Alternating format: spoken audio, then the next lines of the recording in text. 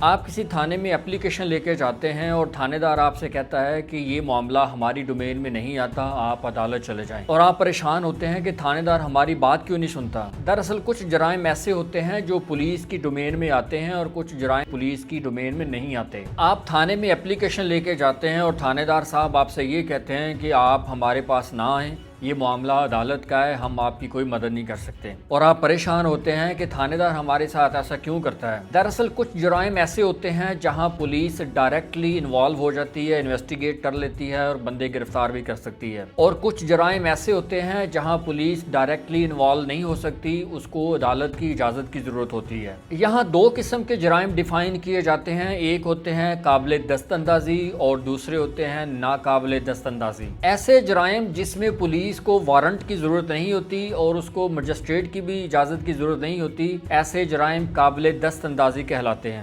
Criminal procedure code کی دفعہ 156 کے تحت پولیس مجسٹریٹ کی اجازت کے بغیر بھی کسی کیس کی تفتیش کر سکتی ہے، یعنی قانون کے مطابق اگر پولیس کے پاس مجسٹریٹ کی اجازت نہیں بھی موجود تو وہ اس معاملے کی تفتیش کر سکتی ہے۔ اور بعض اوقات ایسا بھی ہو سکتا ہے کہ اگر پولیس نے اس کیس کا چالان بھی جمع کروا دیا ہو پھر بھی پولیس اس کیس کی تفتیش کر سکتی ہے۔ قابل دست اندازی جرائم میں اگر پولیس کسی شخص کو گرفتار کرنا چاہتی ہے تو اس کے لیے وارنٹ کی ضرورت بھی نہیں ہوتی۔ قابل دست اندازی جرم کی سب سے اچھی اگزامپل یہ ہو سکتی ہے کہ کوئی شخص تھانے میں جاتا ہے، جا کے اپلیکیشن دیتا ہے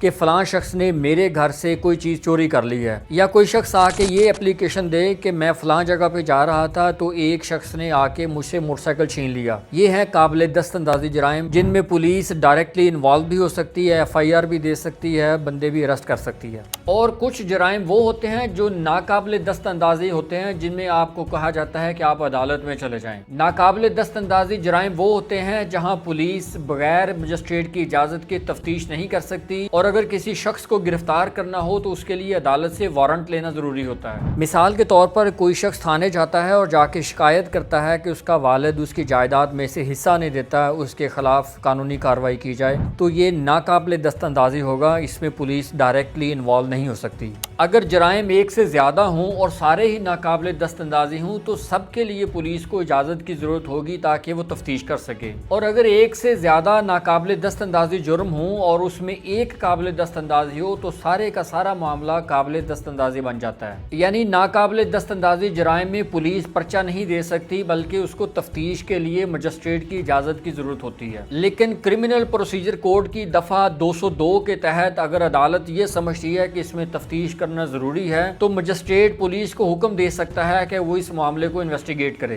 اور اگر مجسٹریٹ کا حکم موجود نہیں، یعنی مجسٹریٹ نے حکم نہیں دیا، تو پولیس کسی بھی ناقابل دست اندازی جرم کی تفتیش نہیں کر سکتی۔ اس لیے جب آپ تھانے میں جاتے ہیں، آپ تھانے دار کو اپلیکیشن دیتے ہیں اور تھانے دار آپ سے یہ کہے کہ یہ معاملہ ہماری ڈومین میں نہیں آتا، یہ عدالت کا معاملہ ہے، آپ عدالت میں چلے جائیں، تو اس کا مطلب یہ ہوتا ہے کہ وہ معاملہ ناقابل دست اندازی ہے،